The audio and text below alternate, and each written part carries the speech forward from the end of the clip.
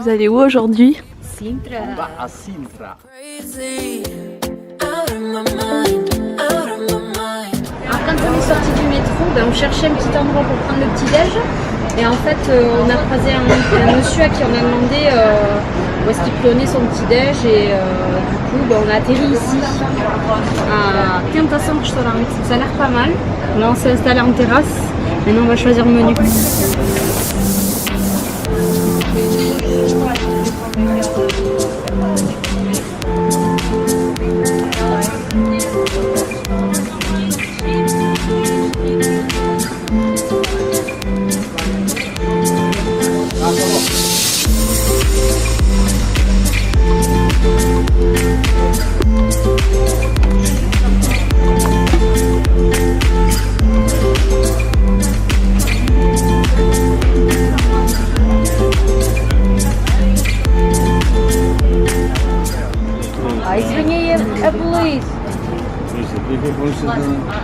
Agora estamos a nos copos. Ai, não. Estamos a ver Às tantas nem se deitou, meia-noite. Différente, non? Il y a les jus de fruits. Parce que là, non, ils sont légèrement jaunes. Là, ils sont vraiment rouges. Ça, c'est fait avec des vrais. Non, mais c'est pour ça. Ouais. Des oranges du Portugal. D'habitude, le jus d'orange, moi je le vois, il est tout jaune. Là, regarde, il est orange. Je sais pas après si ça se voit bien à la caméra. Ouais.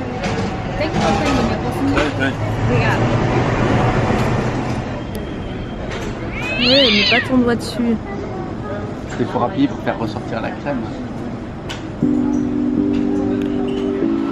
Alors pour cette nouvelle journée, on va s'éloigner de Lisbonne et on va aller visiter la ville de Sintra qui se trouve à 25 km au nord-ouest de Lisbonne. C'est un endroit incontournable à voir lorsque l'on vient visiter la capitale.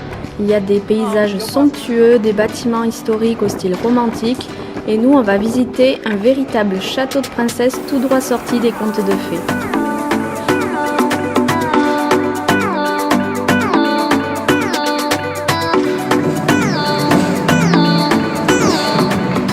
Lui, c'est Mario, notre chauffeur tuk-tuk. Dès que vous sortez de la gare, vous avez plein de tuk-tuk qui attendent. C'est une balade super agréable et surtout ça vous évite de faire la queue pour prendre le bus car il y avait vraiment beaucoup de monde. On a payé 5 € par personne et il nous a emmenés à l'entrée du Palacio da Pena. On était comme des gamins, c'était vraiment cool.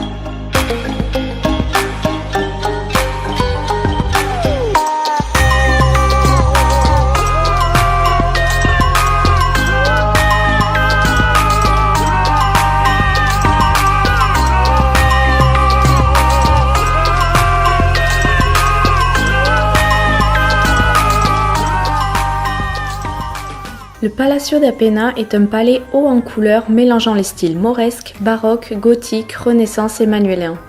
C'est le premier palais d'inspiration romantique d'Europe. Il a été construit à la demande du roi Ferdinand II en 1936 et a été achevé en 1885, année de la mort du roi.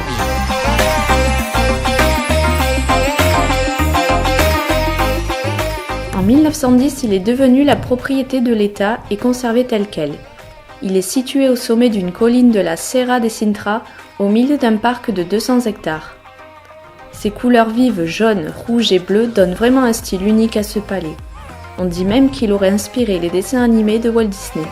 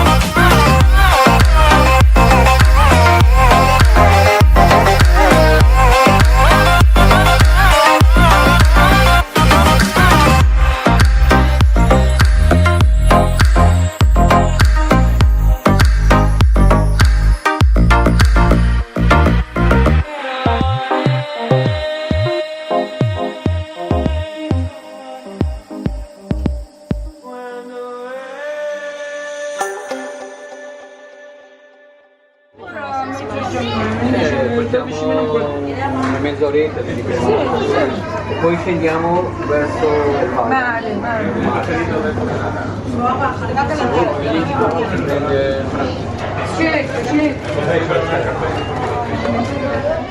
T'as payé combien? Donc voilà, on en a eu pour 13,50 € avec des sandwichs au jambon, un croissant. C'est à quoi? Jambon Au fromage. jambon fromage, on peut savoir. Et de l'eau pétillante. Allez, bon appétit.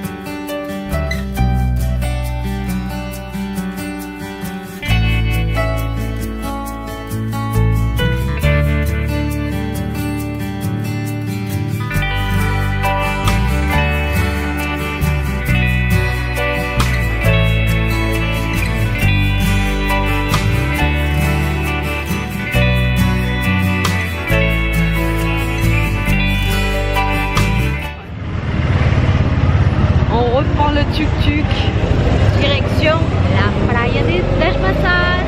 É Ericeira. Tem uma praia? Não é? Ericeira. Sempre longe. É, pois imagina. Ericeira já é mais para lá. Ericeira já é para 15 km. Ih! Quand on a fini notre visite et qu'on a vu la queue qu'il y avait encore pour prendre le bus, on a décidé de reprendre le tuk-tuk. Et comme par hasard, Mario passait justement par là. Du coup, on l'a repris et on lui a demandé de nous emmener jusqu'à la plage d'Ashmasash, qui se trouvait à 10 km du centre-ville de Sintra.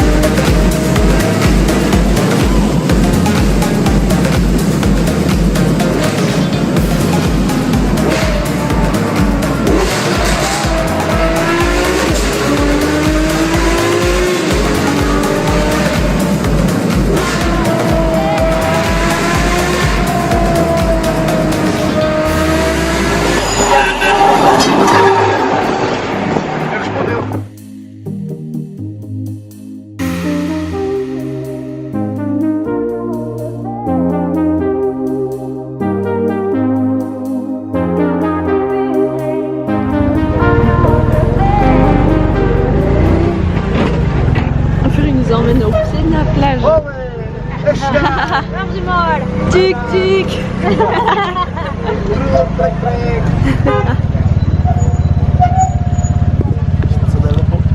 Deixa isso aqui, né? Para de você.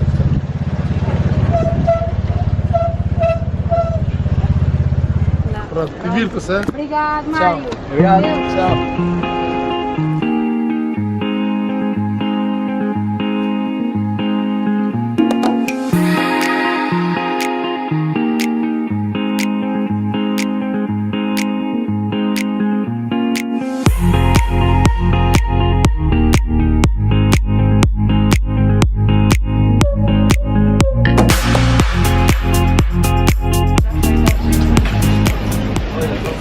Comment on donne envie, tu sais.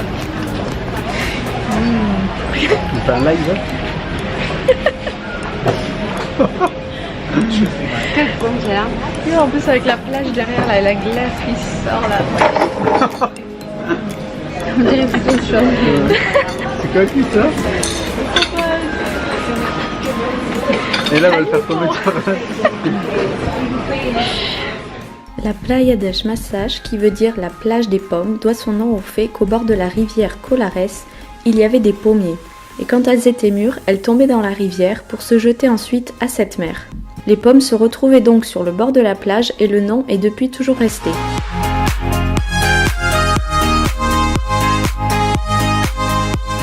On vous conseille aussi de vous rendre à cette plage par le biais de cet électrico qui part du centre-ville de Sintra et qui s'arrête ici à 2 pas de la plage. C'est une superbe balade à faire quand on a le temps de flâner dans les environs.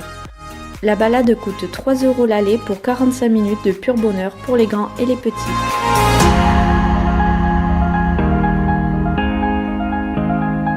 Le soir, on est revenu à Lisbonne, sur la place du Rocio, où il y a plein de jolies boutiques et de restaurants. Et on a voulu tester le McDo pour goûter un sandwich qui n'existe qu'ici au Portugal. Car au McDo, chaque pays a sa spécialité, donc on voulait pas louper ça.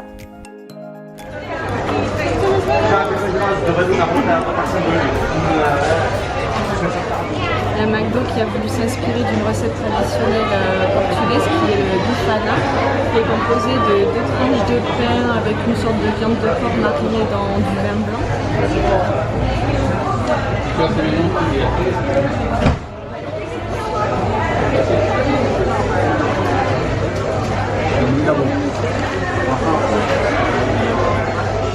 Le mac bifana.